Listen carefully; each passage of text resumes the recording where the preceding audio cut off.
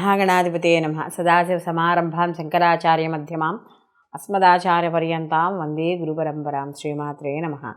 ప్రేక్షకులందరికీ స్వాగతం. మనం ఇప్పుడు పక్ష ఫలితాల గురించి తెలుసుకుందాం.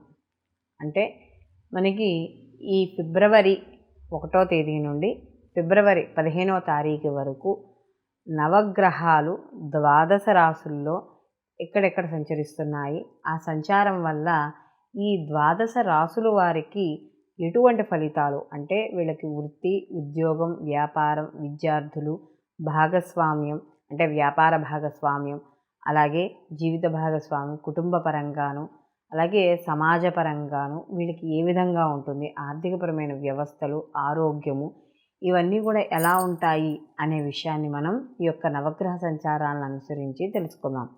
అలా ఈ యొక్క ఫలితాలని తెలుసుకోబోయే మనం ముందుగా అసలు వీటి యొక్క ఈ గ్రహాల యొక్క మార్పు కానీ లేకపోతే వీటి యొక్క స్థితి కానీ ఎలా ఉంది అనే విషయాన్ని తెలుసుకుంటే మనకి మేషరాశిలో గురువు యొక్క సంచారం అనేది జరుగుతోంది. అలాగే మనకి కన్యలో ఈ యొక్క కేతువు యొక్క సంచారము, అలాగే మనకి ఈ యొక్క కుజుడు ఫిబ్రవరి 6వ తారీఖు నుండి మనకి ఈ యొక్క ధనస్సు రాశి నుండి మకర రాశిలోకి ఆయన సంచారం అనేది జరుగుతుంది. అలాగే బుధుడు కూడా ఫిబ్రవరి 2వ తారీఖున ఈ యొక్క బుధుడు కూడా ధనుస్సు రాశి నుండి మకర రాశిలోకి ప్రవేశించడము, అలాగే మనకి ఈ యొక్క ఫిబ్రవరి మాసంలో 12వ తారీఖు నుంచి శుక్రుడు కూడా ఈ యొక్క మకర రాశిలోకి ప్రవేశము అనేది జరుగుతోంది. అలాగే ఇక్కడ రవి కూడా మనకి ఫిబ్రవరి 14 నుండి కుంభరాశిలోకి ప్రవేశించడం అనేది జరుగుతోంది.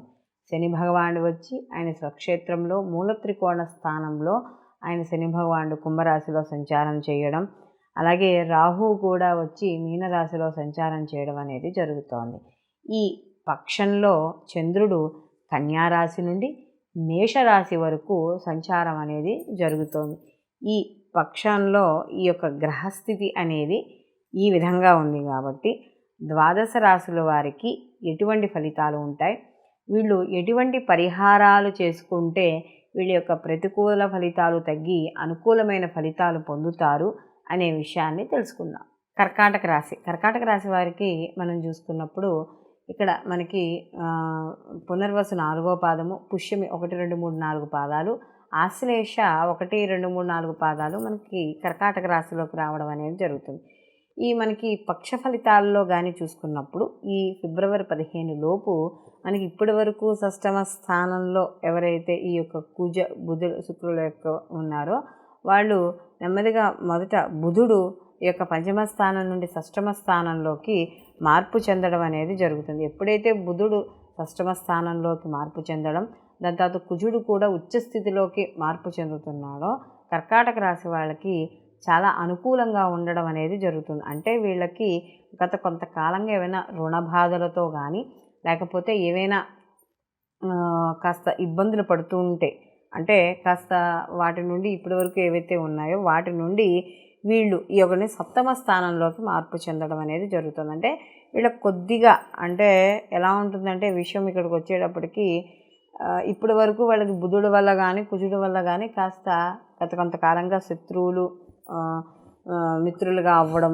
ఇలాంటివి ఉన్నా కూడా ఇప్పుడు ఎప్పుడైతే మార్పు చెందుతున్నాడో శారీరక పరంగా కాస్త జాగ్రత్తలు, ఆరోగ్య విషయాల్లో జాగ్రత్తలు అనేవి వహించుకోవాలి. అలాగే భార్యాభర్తల విషయాల్లో కావచ్చు, జీవిత భాగస్వామ్య వ్యాపారం అంటే జీవిత భాగస్వామ్యం అలాగే వ్యాపార భాగస్వామ్యంలో కూడా ఎవరైతే ఉన్నారో వాళ్ళలో కూడా జాగ్రత్త అనేది తప్పనిసరిగా వహించాలి. అలాగే ముఖ్యంగా కంటికి సంబంధించిన ఇబ్బందులు అంటే అనారోగ్య ఎవరైనా సైట్ ఉన్న వాళ్ళు కానీ, క్యాటరేట్ దాంతో ఇబ్బంది పడుతున్న వాళ్ళు, కంటి చూపు తక్కువగా ఉన్నవాళ్ళు, లేకపోతే ఎవరికైనా కొద్దిగా స్ట్రోక్స్ వచ్చి కొద్దిగా ఇబ్బంది పడుతూ ఉన్న వాళ్ళు ఉంటారు, ఇలాంటి వాళ్ళు కాస్త జాగ్రత్త అనేది వహించుకోవాలి. అలాగే స్త్రీలు అయితే ముఖ్యంగా గర్భ సంబంధమైన ఇబ్బందులు లేకపోతే ఏవో ఒక వాళ్ళకి ఇబ్బందులు అంటే కొంతగా వాళ్ళకి ఋతుక్రమంలో వచ్చే ఇబ్బందులు కావచ్చు, ఇలాంటి ఆడవాళ్ళు పెద్దవాళ్ళు ఎవరైనా ఉంటే వాళ్ళు కూడా అలాంటి విషయాల్లో కొంచెం జాగ్రత్త అనేది వహించుకోవాలి. అలాగే కుటుంబపరమైన విషయాల్లో కూడా కుటుంబ సభ్యులతో కూడా చిన్న చిన్న మనస్పర్ధలు వచ్చే అవకాశం అనేది ఇక్కడ కనబడుతోంది. అయితే ఇక్కడ తృతీయ స్థానంలో కేతు మరి యొక్క చంద్రుడి యొక్క సంచారం ఎప్పుడైతే ఈ యొక్క పక్షంలో జరుగుతోందో వీళ్ళకి ముఖ్యంగా చూసుకున్నప్పుడు చంద్రుడు తృతీయ స్థానంలో ఉన్నప్పుడు శుభ ఫలితాలు అంటే ఇక్కడ వీళ్ళకి ఈ 15 రోజుల్లో మనకి మొదటి రోజే వీళ్ళకి అనుకూలంగా ఉండడం అనేది జరుగుతోంది.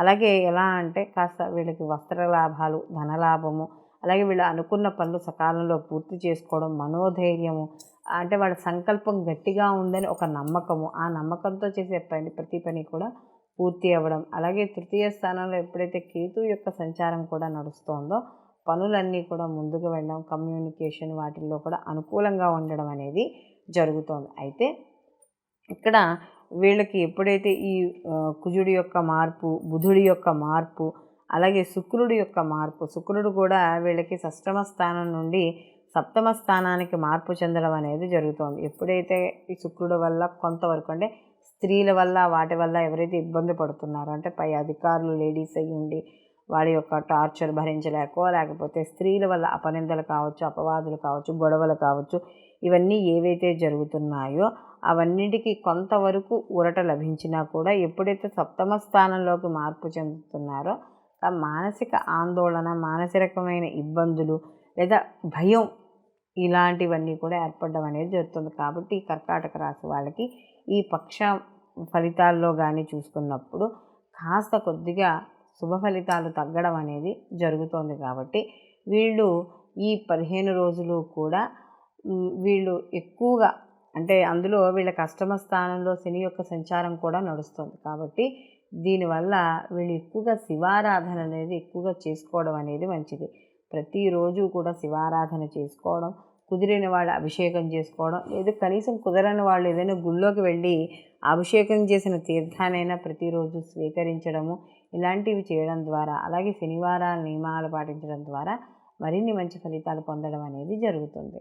మనం ఈ నవగ్రహ సంచారాలను అనుసరించి మనకి ప్రతి రాశికి కూడా ఏ విధంగా ఉంటుంది, వీళ్ళు ఎటువంటి పరిహారాలు చేసుకోవాలి, అలాగే ఎటువంటి విషయాల్లో జాగ్రత్తగా ఉండాలి అనే విషయాలు మనం తెలుసుకున్నాం.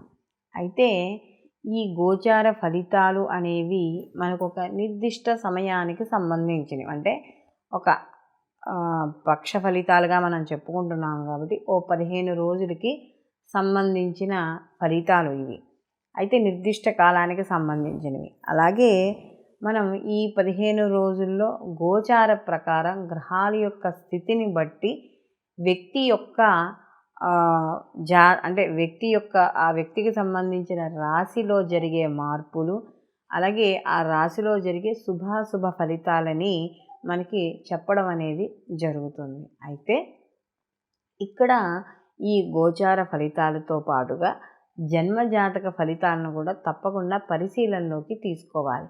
ఎందుకంటే ఇవి కేవలం గోచార ఫలితాలు అనేవి మనకి వర్తమానాన్ని సూచిస్తూ ఉంటే మనకి జన్మజాతకం అనేది స్టాండర్డ్గా ఉంటుంది. అంటే ఇది వ్యక్తి యొక్క పూర్తి జీవితాన్ని మనకి ఈ యొక్క వ్యక్తిగత జాతకం అనేది చెప్తుంది. ఒకవేళ అతని యొక్క జాతకంలో శుభ పరిణామాలు ఉన్నట్లు అయితే ఈ గోచార ఫలితాల్లో కూడా వీళ్ళకి శుభకరంగా జరిగి ఉండే పరిస్థితులు ఉంటే ఈ రెండూ కలిసి వీళ్ళకి అద్భుతమైన ఫలితాలు ఇచ్చే సమయంగా చెప్పవచ్చు. ఎందుకంటే ఈ జన్మజాతకము, గోచార ఫలితము రెండూ చూసుకున్నప్పుడు ఆ వ్యక్తికి సరియైన సమయము, మంచి సమయము అని కానీ మీరు చూపించుకునే జ్యోతిష్యుడు చెప్పినట్లు అయితే, ఎందుకంటే మంచి సమయంలోనేగా మనం మంచి మంచి పనులు, మన అభివృద్ధికి, మన జీవితం వృద్ధికి పనికొచ్చే పనులు చేపడతాము. కాబట్టి ఈ రెండు తెలుసుకోవడం ద్వారా, అంటే గోచారంతో పాటు జన్మజాతక ఫలితాలు కూడా తెలుసుకోవడం ద్వారా ఏమవుతుంది అంటే ఈ సమయం మనకి శుభ సమయం. కాబట్టి ఈ పనులు మనం ఖచ్చితంగా మొదలు పెడితే కానీ, అంటే ఎప్పటి నుంచో అవ్వలేని పనులు కానీ, కొత్తగా చేపట్టాలనుకునే పనులు కానీ, వ్యాపారాలు కానీ ఏదైనా సరే చేయాలనుకున్నప్పుడు సమయం మంచిది అవుతుంది. కాబట్టి ఆ యొక్క ఫలితం కూడా మనకి కొన్ని రెట్లు మంచి ఫలితాల్ని, అలాగే ఆర్థికాభివృద్ధిని, అన్నింటినీ అంటే మన శ్రేయస్సుని కోరుకోవడం అనేది జరుగుతుంది. ఒకవేళ సమయం మంచిది కాదు అని అనుకున్నప్పుడు ఏమవుతుంది అంటే కొన్ని పనులు చేపట్టకపోవడము, లేదా చేపట్టిన పనిలో జాగ్రత్త వహించడము, ఇలాంటివన్నీ కూడా మనం ఇటు మంచి అటు చెడు కూడా తెలుసుకోవడం అనేది జరుగుతుంది. కాబట్టి ఖచ్చితంగా జన్మజాతక ఫలితాలు కూడా పరిశీలనలోకి తీసుకోవాలి.